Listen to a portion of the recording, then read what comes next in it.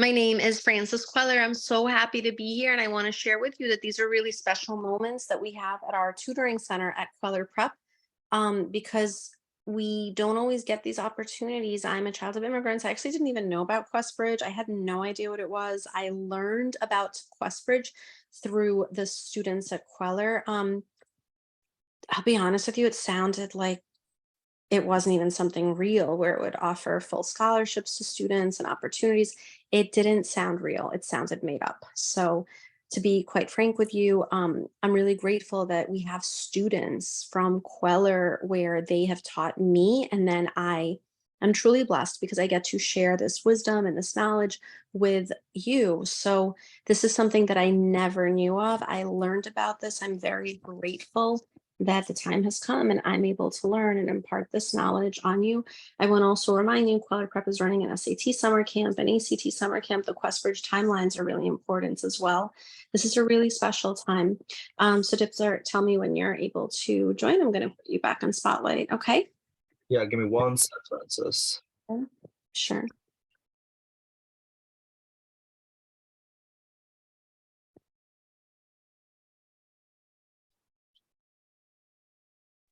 All right, is my background clear now? Let me see. Hold on. I'm going to put you on spotlight. Just a minute.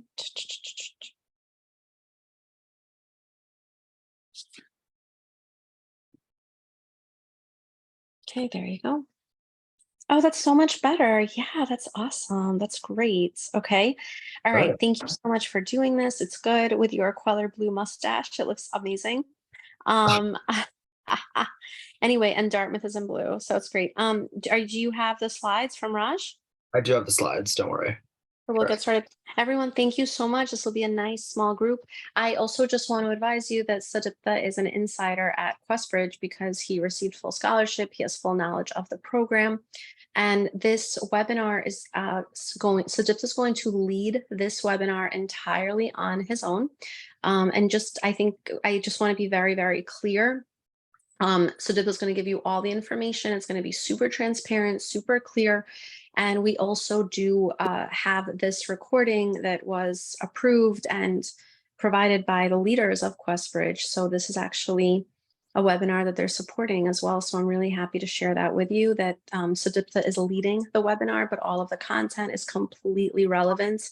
And I'm very happy. Thank you, Sudipta, for being the representative of the Questbridge Scholarship Program. Thank you so much for also speaking on their behalf. And this is really an amazing opportunity.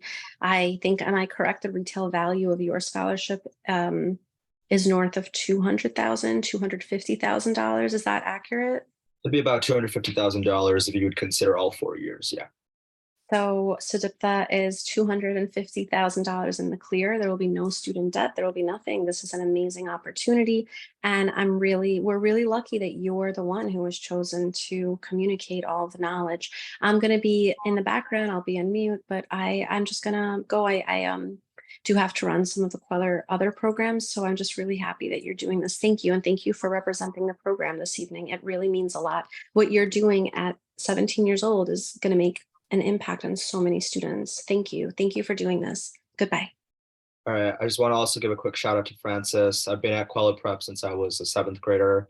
And honestly, my journey with Quellor Prep has made everything here possible.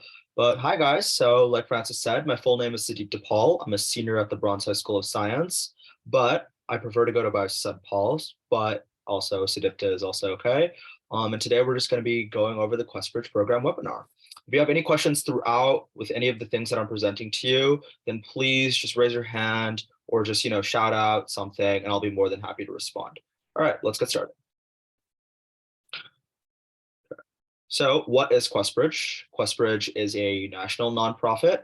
It's based out of Palo Alto in California. And the original mission behind Questbridge was to ensure an increase of the amount of people that were being represented at exceptional elite schools. In particular, Questbridge had a mission to find students from low-income backgrounds who could have access to their top-tier colleges and various professional opportunities. Questbridge at first acted as a bridge to provide various resources, services, and they featured with an emphasis on particularly college admission. Now, what they used to originally provide by itself was college prep scholarship, a college preparatory program for high school juniors, scholarship to an on-campus summer program, college application help, and essay feedback, access to workshops, and just the wider Questbridge community. But then over time, it developed into something called the National Match Program, which is an independent college application process like the Common Application or the Coalition Application. And over time, Questbridge has continued to add more and more partners, various schools. You're going to see schools like Duke, Yale, Princeton, UPenn. These are just things that I'm mentioning off the top of my head. And obviously, my own personal favorite, Dartmouth, is also a Questbridge partner. Right now, Questbridge has about 50 partners for the next upcoming year. So you're going to see that Questbridge is becoming something that most colleges are recognizing. Elite colleges understand that they want to diversify their pool of students that they accept. They want to take more first generation, low income students. They want to have these students because it adds perspective to their campus and it adds perspective to their story as well, while taking into account your own. All right. Questbridge originally started as a 5-week summer enrichment program at actually Stanford Med for low-income youth in the Palo Alto region. By 1994, it had its own primary start as Quest at Stanford, and then it expanded it beyond into things like medicine, fields like law, engineering, policy, the sciences. The program actually then expanded into Harvard University. Unfortunately, Harvard is no longer a Questbridge partner, but over time, its partnership with Harvard allowed it to actually become an official nonprofit organization in 2000, as it expanded outwardly to increase its goal of 20 to 40 students at the start to several thousands across the country. Then in 2003, the Questbridge National College Match Program officially started, and it began with initial partners Amherst, Stanford, Rice, Grinnell, Harvard, Wheaton. Quest for Excellence then became a thing in 2005, and they provided pretty much further support and resources for high school juniors by offering them a unique take and a unique application for them to talk about their life story, especially low income and first generation students, while also giving them free college visits, reimbursement for standardized tests, and just additional help with all of their college applications. But Questbridge today has become something that's known throughout the entire country because its partnerships are just continuing to grow. Its funding is continuing to grow. Staff people are continuing to grow. And the organization has become this widely known force throughout the college admission sphere, similar to its sisters, the Common Application and the Coalition Application. All right. So how does Questbridge run? Pretty much, there's a staff of 46 different individuals. 10 are on the board of directors, and these include co-founders Michael McCauley and Anna Malari. They include teams of academic, business, and legal advisors, and have advisory boards both on the East Coast and the West Coast. You have thousands of independent, private, and philanthropic donors. For example, we have Apple Inc., Stanford Law School, the Bill and Melinda Gates Foundation. All these people continue to provide money to Questbridge because they understand that its original intent and its continued intent to this day and mission helps students of lower income backgrounds rise from intergenerational poverty and attend these elite colleges, get these elite jobs, and then provide a better future for themselves and their family in the long run. All right. So let's go over some few Questbridge college partners. This number isn't updated. It's now 48 because now it's 50. Recently, they added Johns Hopkins as another partner, and then I forget what other school was the new partner this year. So for anyone who's applying this year, you're going to have 50 different schools to choose from the match, and then for the ED process, and then for the RD process. Look here, you'll see a wide variety of schools. You'll see safety schools, you'll see target schools, and then you'll see reach schools as well, right? So Questbridge gives you the diversity in terms of the type of schools that you can apply to. They're not just giving you only reach schools for you, right? So pretty much any student who fits the academic standing that they have for themselves on their website, have for their finalists on their website, they can still apply and have a shot at a variety of schools. You see Stanford, Tufts, Yale, Wellesley, Duke, Emory, Grinnell, Hamilton. So many different schools. You have so many different schools here that Questbridge is partnering with, right? And so a lot of times students think that, oh, Questbridge is going to limit me in terms of the number of schools that I can apply to. Well, think about it this way.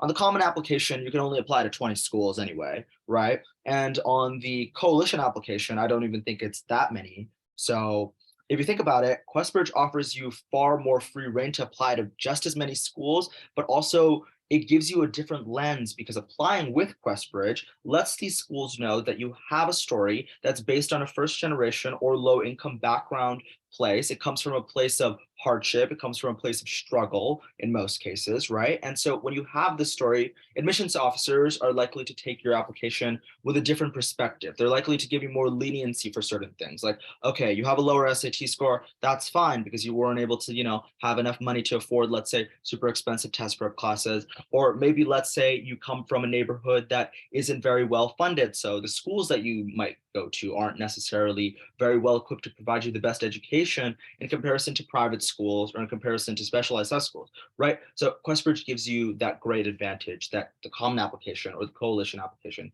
might not necessarily provide for you. Okay. Now we're going to go into the National College Match. What is the National College Match? It's a unique college admissions scholarship process that helps these high achieving low income students have special access to the Questbridge Partner College. Now, the most publicized part of the match process is that it guarantees a full 4-year scholarship to the college partner that you end up matching to. Even if you don't get matched for the Questbridge process, you can still be a Questbridge finalist and scholar and make it into schools through the early decision, early action, or regular decision process. I personally did not choose to go through with the match because I didn't at first want to be binded with any school, but then I realized the day after the match actually that I wanted to be binded to Dartmouth. And so I decided to just use my Questbridge application and roll it over into Dartmouth's ED pool. And in the end, it worked out. I ended up getting into Dartmouth on December 16th. Again, for that process, if it's an early decision or a regular decision, it's not necessarily a full scholarship that's guaranteed, but a very large portion of the aid is provided based on your estimated family contribution. Now, even in most cases, most people that I've talked to who are friends of mine who are Questbridge finalists who rolled into ED so far have actually gotten pretty much full scholarships. I pretty much got in a near full scholarship. I only have to student work for about $2,000. That's not bad at all. So essentially the net contribution to my family is zero. The net contribution to me is pretty much 2,000, but I'm working for those $2,000. So again, pretty much a near full scholarship. All right. So the process, it's a little bit wanky. So, just bear with me. Late summer, you're going to start a free online application. And it's usually around towards the later end of August, sometimes the beginning, right? By September 27th, this is usually the exact date. September 27th is when everyone submits their application to determine whether or not you're going to be a Questbridge finalist or not. Years past, it's varied. This year, I think they had the most number of applications they've seen in decades. In the last decade or so. I believe they had around 20,000 or so almost applications. And then by October 13th, you're supposed to rank up to 15 different college partners. By October 19th, all of the finalists are notified of their finalist status. Now, it depends on year to year, but you can estimate that around 30% of the people who submit an original application to Questbridge end up becoming a Questbridge finalist. By November 1st, finalists are going to submit all of their match requirements. By December 1st, all the finalists who rank their colleges find out if they matched. Now, again, no finalist has to go through with the match, but no finalist who also doesn't match necessarily has to go through with Questbridge. If you go through with the match and you don't end up getting matched to a school, you can still choose to do a common application. You can choose to do a coalition application, but it does depend on the school. For example, Dartmouth, if a student submitted a Questbridge application to them and they weren't matched using that Questbridge application, then they still have to use that Questbridge application for the ED pool, and they still have to use that Questbridge application for the RD pool. But for a school like Yale, for example, Yale actually lets you take out your Questbridge application and resubmit a common application or a coalition application. So you have to kind of work it out with the school and figure out which school has which rules, because certain schools just have it easier for their admissions offices to take one type of application and not remove one in the middle of like the application season. All right, so let's say you don't get matched, right? Again, it's a chance for you to decide if you want to go through with an ED or an REA/early action pool, right? You can send in that application to one of the schools that you ranked, right? So let's say I were to rank 5 different schools, I were to rank, let's say, Brown, then Dartmouth, then Yale, then Columbia, then UPenn, right? Just for the purposes of modeling this. Let's say I don't match to either one of those schools. I can roll over my ED application to any one of their application processes. So let's say I had chosen to do Brown, I could have rolled it over to Brown. If I wanted to do Yale, I could have rolled over my application to Yale. But the difference here is that you can only choose one to roll it over into after you don't match. Okay. And let's say you do match, you do end up with a full 4-year scholarship. And for the kids who neither match nor end up getting into the early decision pool, let's say they end up getting deferred, you still have RD as a possible pool and possible take of action for you to consider with Questbridge. So you can still use your application for Questbridge in the RD pool and process. All right. Now, Questbridge takes a lot of things into consideration, so bear with me here as well. Grades and rigor is going to be something that they're going to take at a very high standard. You're going to want to look for primarily A's in a lot of the very challenging courses that you're taking. And most students right now, and especially the ones that I'm talking to today, I'm presuming, are taking honors level courses, AP level courses, very difficult IB level courses, right? These are the things that Questbridge is going to look for at first. Are you someone who's challenging yourself at your school? Obviously, this depends based on your school. Some schools offer only 2 AP courses. Other schools offer 20 AP courses, right? If you're going to a school like, let's say, Bronze Science, and you're going to only take about 3 AP courses by the time you graduate, is that really challenging yourself, right? But if you were to go to school, let's say, like do a Clinton, and they don't offer that many AP courses in comparison to Bronze Science, if you're maximizing the number of AP courses that you can take based on the amount of AP courses the school offers, that will still look like you are challenging yourself to the best of your ability. Then they take into things like consideration that include class rank. Where are you in terms of your graduating class? Are you in the top quartile, the top 5%, the top 10%? Are you the valedictorian, the salutatorian, right? They want to see that even when you're challenging yourself, you're being able to maintain these grades, right? You're being able to show to them that with hard classes comes your ability to continuously study, continuously stay on top of your grades. All right, standardized tests. Now, obviously, standardized tests have become more so obsolete in the past few years, but they're still very important to a lot of schools, right? Schools still take into consideration kids who do really well on their SATs, do really well on their ACTs, right? So Questbridge generally tends to look for a student who gets a score greater of 1260 or a composite score of 27. Now, again, this is not necessarily the requirement to apply, but Questbridge application students who end up being finalists, this is kind of where their average scores fall and lie, especially in the past few years. Again, Questbridge doesn't require the standardized test, but it's something that they do take into consideration if you choose to submit it. Additional criteria includes evidence of strong writing ability. When you do the Questbridge application, which I'll go through more into later, you're going to have to answer a few questions in order for you to become a finalist.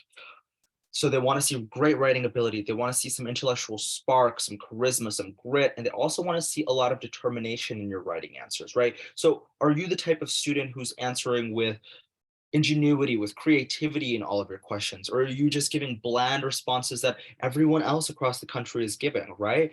You don't want to be that student who just, sticks in the same pile as everyone else. You want to be that one in a million. You want to be that student who makes themselves stand out. And obviously, as you continue to write throughout the season of college applications, you're going to realize that the more and more you write, the better and better you get at it. You're going to continuously get drafts. You're going to have people edit those drafts. You're going to have more people edit those drafts. And then you're going to get a final copy. And then that final copy might be something you don't like. So you create something new. This process is about adapting. You have to continuously adapt, right? And your writing is going to be something that they're going to be taking into most consideration.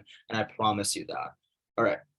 Next, you're going to have financial considerations. This is going to include things like household income, because again, let's remember what Questbridge has in mind for its mission. They're trying to uphold the idea that first generation mainly and low income students should have access to all of these resources. They should have access to very good schools, right? And so they're going to take into consideration things like salary, wages, tips, business and farm income if you do own a farm, rental income, interest and dividend income, retirement distributions, alimony, child support that you received, right? All of these things are going to be things that they're going to take into consideration for your application. They're going to be taking into consideration your assets. So what type of assets are you, you do have right now? Are you the type of student who has a lot of assets? And so like, how are they going to take that into consideration when they're looking at their application or your application, right? Home ownership is included, business ownership is included, cash and savings, investments, any additional properties. These are all things that they're taking into consideration. So it's also things that you have to keep in mind when you're completing your application. Then they're going to take into consideration your parents' income and your overall wages, right? And obviously that will differ based on student to student. You're going to see that certain students are going to have higher incomes with diverse parents. You're going to see that students have two parents living together, and then they're going to have lower income. So it becomes a very like, difficult process in terms of like understanding these finances. But at the end of the day, there's kind of this weird benchmark that Questbridge has that I'll go into later. They're also going to take into consideration your household circumstances. Are you holding up a job after school to support your family? Are you, taking care of your little brother or sister on the weekends? Do you have a lot of family responsibilities, chores around the household? That might be reasons as to why, let's say, your grades aren't as high as they could be, or let's say you weren't able to take as many difficult classes. Remember, additional circumstances are very important for you to list out. And additional circumstances are going to be something that help provide this greater depth to your application, that provide a greater depth to the story overall that you're trying to present to these people, right? All right, so again, personal considerations that they're going to take, your parents' level of education. Now, in the past few years and in past year as a whole, 77% of finalists who have become Questbridge finalists are among the first generation in their family to attend a four-year college in the United States. Now, that's not to say that, let's say your parents did attend college in the United States, that you can't become a finalist. It's just that most of the time, that's not necessarily the case, right? But even if you are someone who isn't necessarily first generation, Questbridge still encourages you to apply because, again, this is a holistic application process. If you believe that you as a student have gone through a certain type of hardship, then Questbridge will definitely take that into consideration. And they'll definitely look at it and say, okay, what has this student gone through and how can we help them out? Right? Again, I've mentioned this before, your activities, your home and family responsibilities. So what type of person are you as a school community contributor? Your activities that you're doing outside of school, the extracurriculars that you're taking a part in, right? Again, these activities can include home and family responsibilities, part-time jobs to help pay the bills or caring for siblings. Like, let's say your parents are absent or at work, right? They're also going to take into consideration your honors, your awards, and your achievements. So accomplishments in these types of extracurriculars. They want to see that you've done something with them, right? That you're not just sitting around going to a club once a week and saying, okay, I went to this club. What are you doing in this club, right? How are you providing an active contribution? They want to see that you have some leadership roles in these extracurriculars. Then they're going to take into consideration some personal traits. And most of these times, these personal traits actually come from things like your letters of recommendation, your guidance counselor's SSRN, which is your secondary school report. So what does your guidance counselor have to say about you based on what teachers have to say about you? What do your teachers have to say about you based on your interaction in your classes? Are you a leader in your classes? How are you standing up for other students in your community, right? These are things teachers notice. And these are things that they're going to write in your recommendation letters. And so Questbridge is going to take into account your personal traits from these recommendation letters. They're going to take into account your personal traits from your essays as well. So again, all of these things play such a holistic role in terms of determining who you are. All right, so now we're going to go into the parts of the application. The application is a very long process, so it's something that you have to be able to have patience with. You have to be able to say, I'm going to start it and get it done as fast as you can, but also best as you can. You don't want to wait until last minute to start these things. Absolutely not, because then you're left with pretty garbage writing at the end of the day, right? Procrastination is never the key for these applications. Let's go into it. Application components is going to require information on your academics, the activities that you do, household, financial background. These are things that we reviewed so far in the slides. They're going to require 2 essays and a bunch of short answer questions, which I'll give you a few examples of later on. They're going to require 2 teacher recommendations. Now, I generally think that it depends on the person, but you can have a humanities recommendation and a STEM recommendation. That's kind of the general basics. But if you feel as a student that you're closer to 2 humanities teachers or 2 STEM teachers, then go ahead and get those 2 STEM recs. Go ahead and get those 2 humanities recs. You also might want to be careful because some schools nowadays actually require that you send in a STEM rec and a humanities rec. But if you notice that the schools that you're looking into don't necessarily have a say in terms of the 2 types of recs that they want, get it from the teachers that best know you. If you believe that your foreign language teacher knows you better than your English and history teacher, get that as your humanities rec, or even just get that as your rec in general, right? If you believe that there's a class that you've had with a teacher for, let's say, freshman and sophomore year, but then you didn't have them in junior year, but they know you far better than any of your other teachers in junior year, maybe it's best that you just get that rec from them.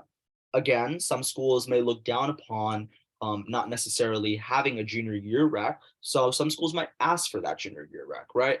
Some high schools might ask their students, please just get a teacher who can give you a junior year rec. But if your school gives you that type of freedom and you believe that those recommendation letters are coming from a place where a teacher can talk about you as a person, not just as a student by itself, then I think those are the best recs that you can get.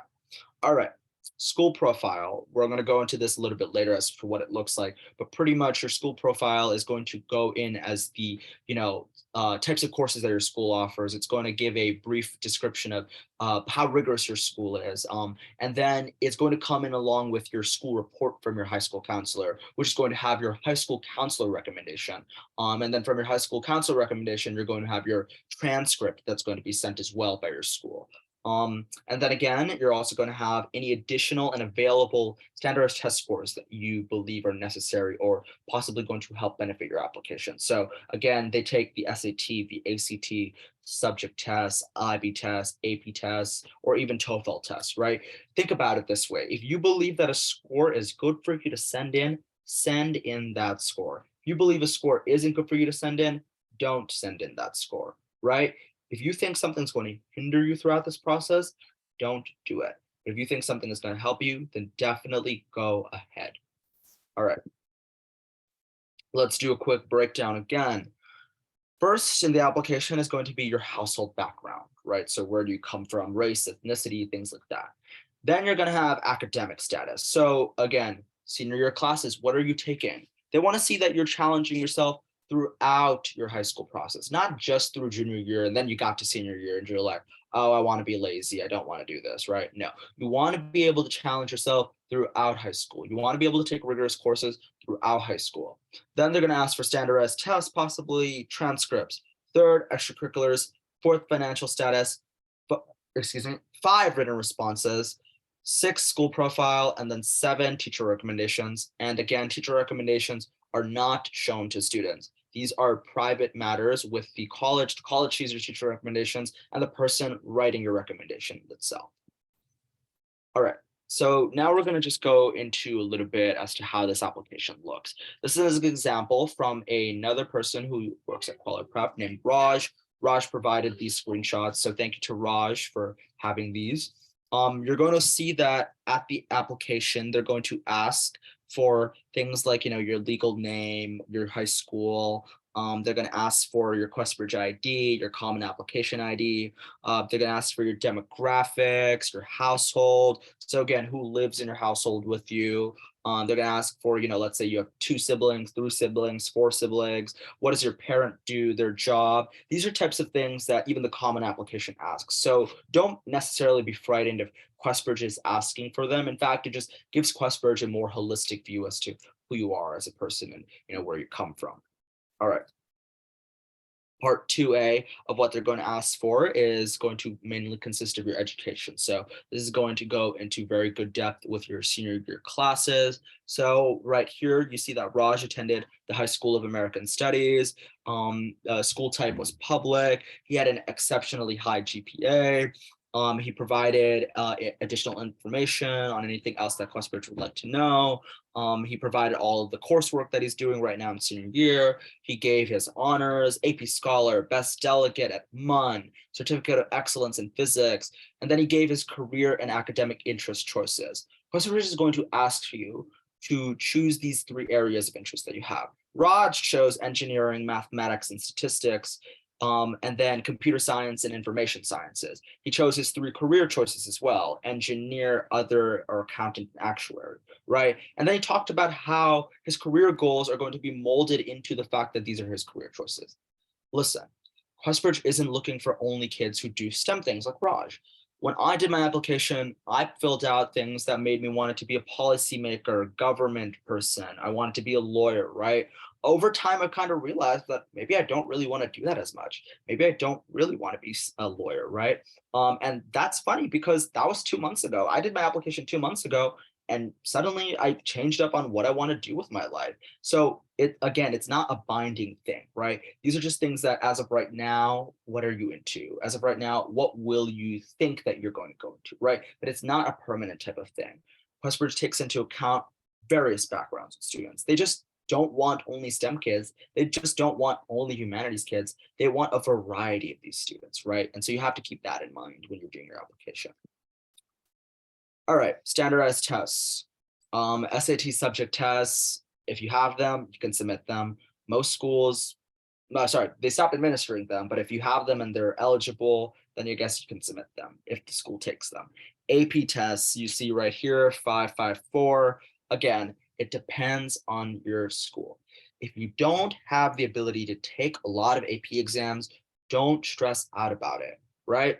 Here, Raj took 3 AP exams. When I did my application, I submitted 5 AP exams, right? Because at that point, those were the AP exams that I felt I had done good at. I believe by the end of my junior year, I pretty much took 6 AP classes. By the end of my senior year, I'll take 10 or 11, I forget how much exactly, right? And so I submitted 5 scores for AP, and here he submitted 3, but that doesn't matter. 3 AP scores and 5 AP scores isn't going to be the make or break, right? It's kind of going to be like, okay, can this person do testing type of thing, right? Are they able to do it? That's how colleges are really going to look at it. And that's how Questbridge is going to look at it as well. Remember, as long as you're challenging yourself in the scope of your high school, that's more than enough.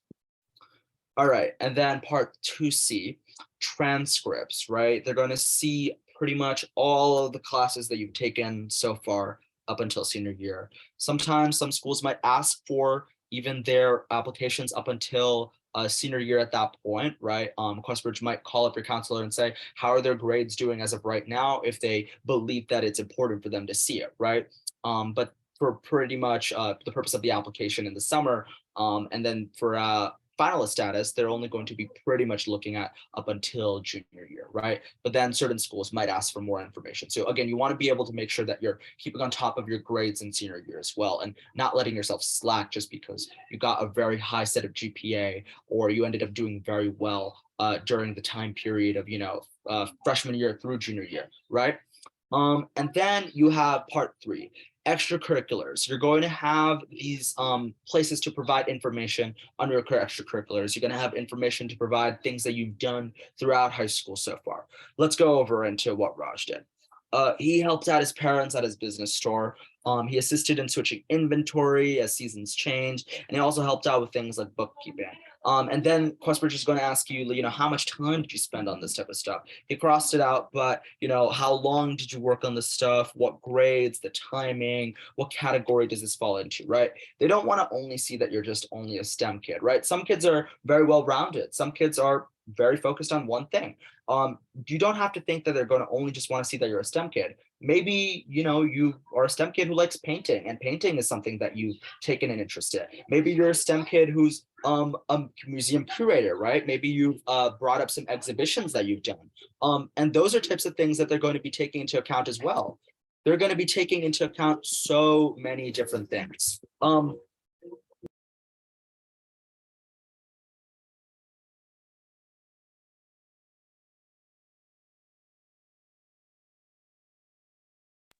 Sorry, something happened. All right, I'm back. Okay, they're going to be taking into account so many different things. They're also going to be taking into account other things you've done just besides, your extracurriculars. So don't bear too much weight if you don't have like enough extracurriculars filling out. They just want to see what you're doing right now. Let's go a bit more into what Raj has done for other things. For activities, he had done tennis for a time period. He played tennis at youth center, and he was excited to be a part of his high school's team for a very long time. Personally, in my case, I wasn't a sporty kid, so I didn't do a sport, right? And that's completely fine because in the end, it didn't matter. I ended up being a finalist anyway. I worked at an ice cream shop. I talked about that. I worked at Governor's Island for some time period. I talked about that. I'm the student body president at Bronze Science. I talked about that, right? Raj, he assisted at a Hindu temple. He was a member of a Spanish honor society, a member of his MUN team, right? I was the president of a few clubs at my school. I was the president of this nonprofit. That's the type of stuff that I did. These are different from Raj entirely, right? And so you have to remember each student has a different type of story and each student has a different type of thing that they're going to do. So don't stress out if you feel like your thing isn't going to be what a college might want to look for or what Questbridge might want to look for. That's never the best way to think because otherwise you're just going to end up undermining yourself.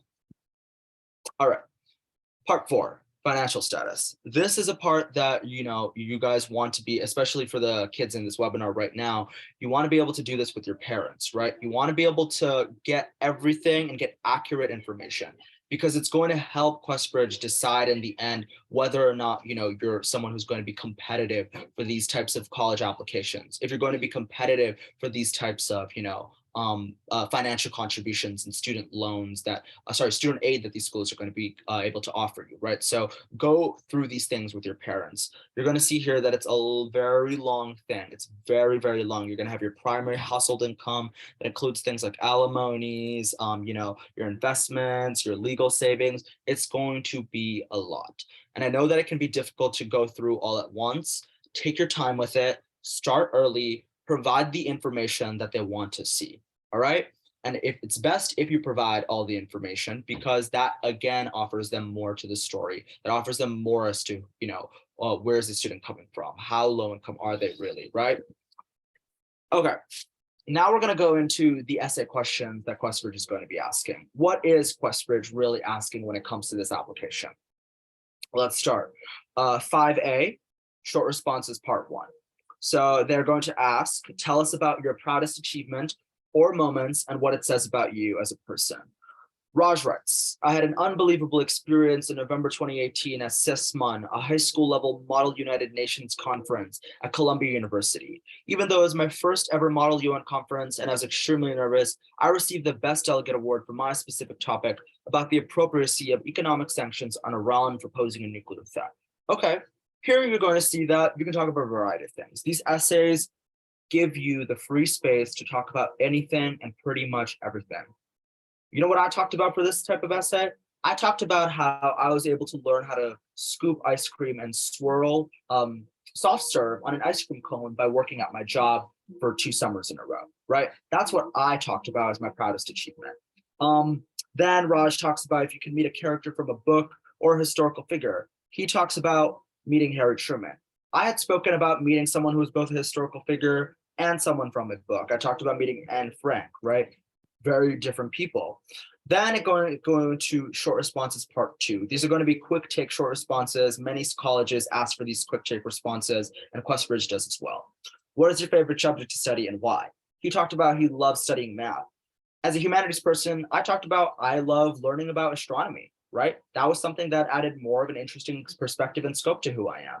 I like being someone who's into literature, who's into law, the legal field, things like that. But I also like certain STEM fields as well. And I talked about that. What are his favorite books and movies?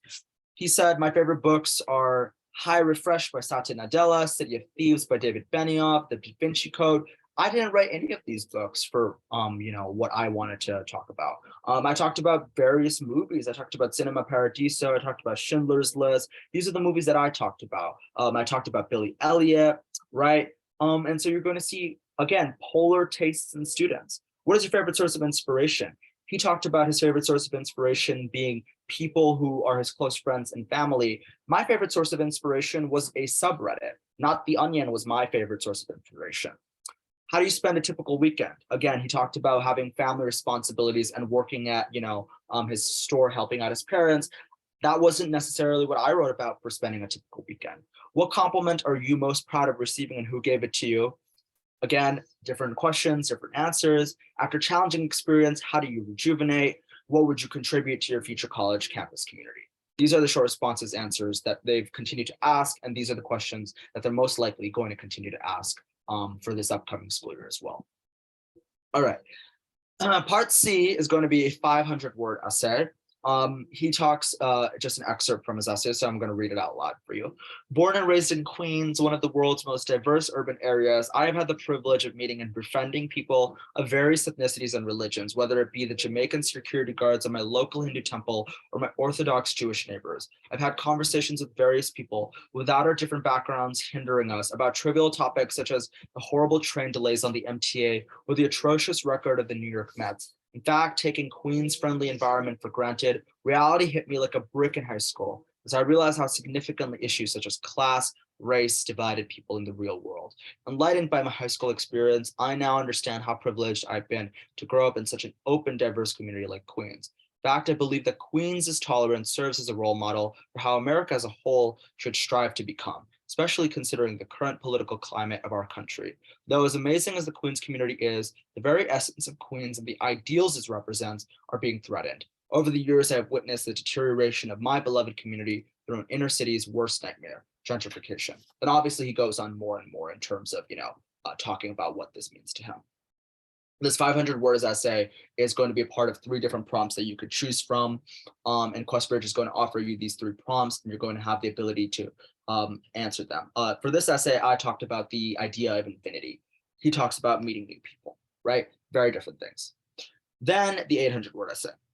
It's going to ask, we are interested in learning more about the context in which you have grown up, formed your aspirations, and accomplished your successes. Please describe the most influential factors and challenges in your life and how have they shaped you into the person you are today. Raj talks about, I've never been one to settle for anything in my life. It is a resilience that I picked up at a very young age after seeing many around me struggle, but work relentlessly to overcome their hardships. And so over my high school career, as I encountered certain obstacles and turning points that made me question who I was, I refused to let these obstacles get to me. As I first walked through the doors of the humanities heaven known as the High School Student American Studies at Lehman College, I was overwhelmed excitement to be attending one of the New York's best high schools. I was also looking forward to continuing my interest in history that I had attained from middle school. Though I did enjoy high school's American Studies, American and World History courses and excelled in them, I gradually started to have this weird gut feeling that history was not the right subject for me. Realizing this, I decided to take several math and science courses at HCHS to test whether STEM was the right field for me. And during the summer of 2017, I took an intensive mathematical logic course while attending the CTY program at Johns Hopkins University. Over the next 2 years, I took more advanced science and math courses at HCHS, such as honors physics, and doubled up on math courses. Again, this is an excerpt from the full essay, but Raj pretty much goes into how he at first was a humanities student who ends up realizing that STEM was kind of the field for him and not necessarily the humanities field. I had talked about something that was more personal, and I had talked about my family's immigrant story to coming to this country, right?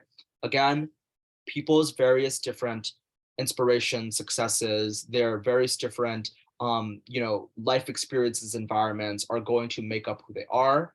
And that's how you're going to talk about this in your writing. Think about everything that you've done from a little kid to now. Find a time and a moment, or even a timeline of a place where you can talk about who you are as a person and try to grasp that into this essay. And that's what they're really trying to look for. Okay, part 6, the school profile. Raj provides us a copy of what HSHAS has provided him for his school profile. The one that Bronze Science had provided them was obviously different. The school profile, again, has the school mission, the types of courses that the school offers, the academics that they have. Now, the schools need these, again, school profiles so they can get a good idea of what type of school you're going to. Are you going to a very rigorous school? Are you going to a not so rigorous school? Or going to school that they know very well? Or you're not going to a school that they know very well, right? Again, the academics does matter. And again, the academics do vary. All right. And that's pretty much it. Now that we're done with that portion, we can go into any questions that you guys have. So do you guys have any questions from all of the slides that I've shared with you? Let me know. You can type them into the group chat. You can type them, or you can just open up your mic, and then I'll answer any questions that you guys have.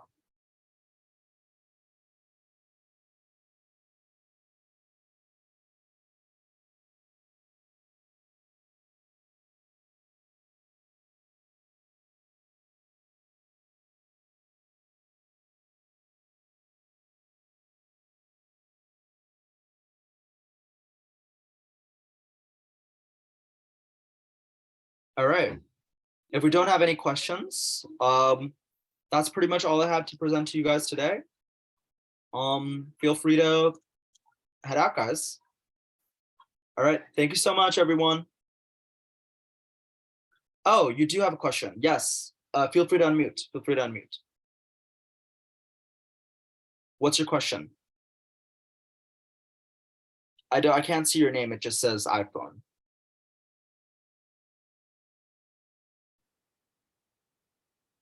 Hello? I'll unmute for you.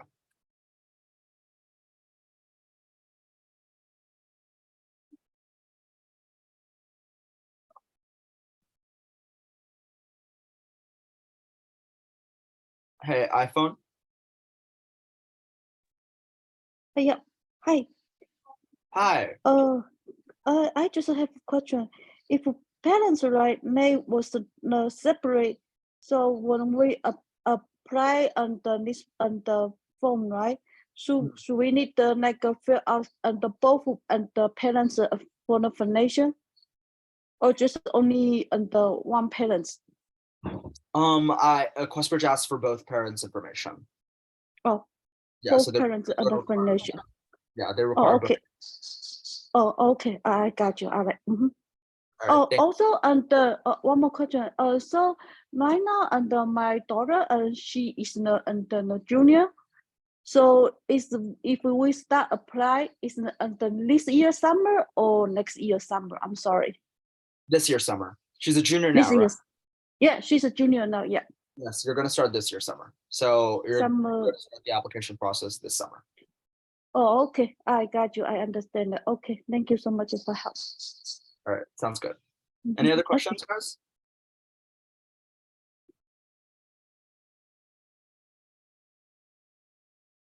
All right. If not, you're all free to go. Okay. Bye, guys.